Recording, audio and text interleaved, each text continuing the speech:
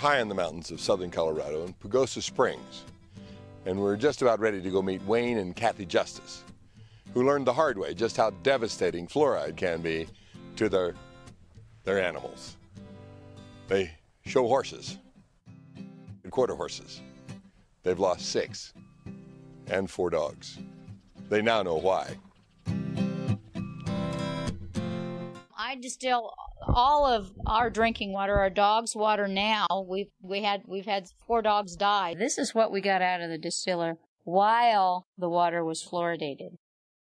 90% of the arsenic in drinking water additives comes from the hydrofluosilicic acid fluoridation chemical. But you see how much clearer it got, and it wasn't thick. Hi, I'm Kathy Justice. My husband is Wayne Justice, Western artist. We raise registered quarter horses. We breed, show, and play with our horses. We love our horses. And everything was going great until 1985 when artificial fluoridation started. We had no idea that was what was making our horses sick.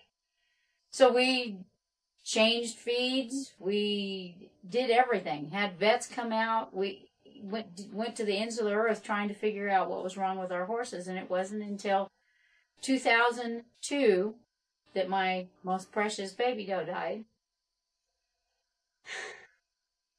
It's hard to talk about it.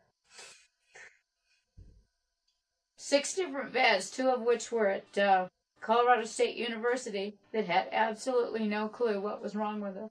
Winter of 2003-2004, we had snow on the ground all winter long. That's the first winter in many winters, because Colorado's been having a drought, that we had snow on the ground all winter long.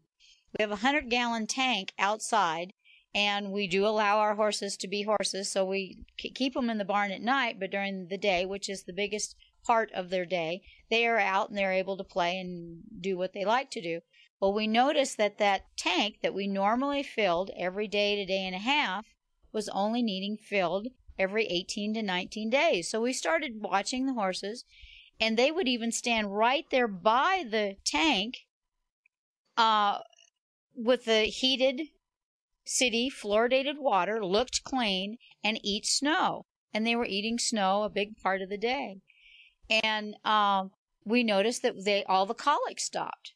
The amount of colics that we were having, we didn't have one colic all winter long. And almost all of the symptoms, we had baby doe who had all this heavy Cushing's hair.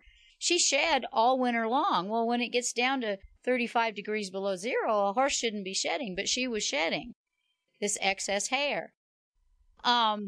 Anyway, after all the snow melted, we have a little ravine that runs through our place, and there was still snow up on the hill under the trees. And this little, you can't even call it a stream, is about 6 inches wide and maybe an inch deep of water. Muddy water was coming down the hill. And the horses would go over there and dig a little pool of this dirty, thick, muddy water, and would rather drink that water rather than drink the so-called clean city water. My horse that I call Skipper, right from the get-go when he was born, and he's 2nd generation, started out with an attitude, and he'd try to bite me anytime I went by, and he even kicked me one time, and to the point where at one time I even thought of getting rid of him and getting another horse. This was all while he was on fluoridated water. We noticed it didn't take too long after fluoridation had quit in our water that his attitude changed, and he now is a lover. He's a completely different horse. So I wouldn't sell him or part with him for $1 million. No, he's a great horse. It had to have been the fluoridation. Dental fluorosis, and then the attitude problems that Wayne was talking about, chronic coughing and wheezing, allergic reaction with skin bumps, kidney problems, constant excessive urination, and cancer. Horses, on average, a standing horse, one that is not doing anything, will drink between 10 to 12 gallons a day. a lactating mare can actually double that amount. Ironic thing is the horses that we had get the sickest, the quickest, were the mares that were lactating, the mares that we had for brood mares. So my husband dug the mare back up, took a leg just below the knee, and sent it to Dr. Crook.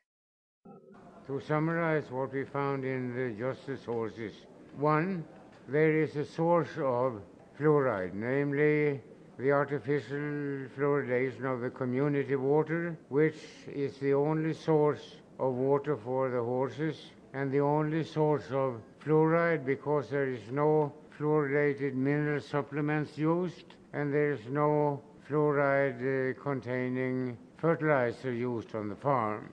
2, dental fluorosis. 3, we have the clinical manifestations as documented by Kathy Justice there in numerous pictures, hoof deformities, thickened bones. Then we have chemical analysis of the bone ash from a number of horses. We have radiographic evidences.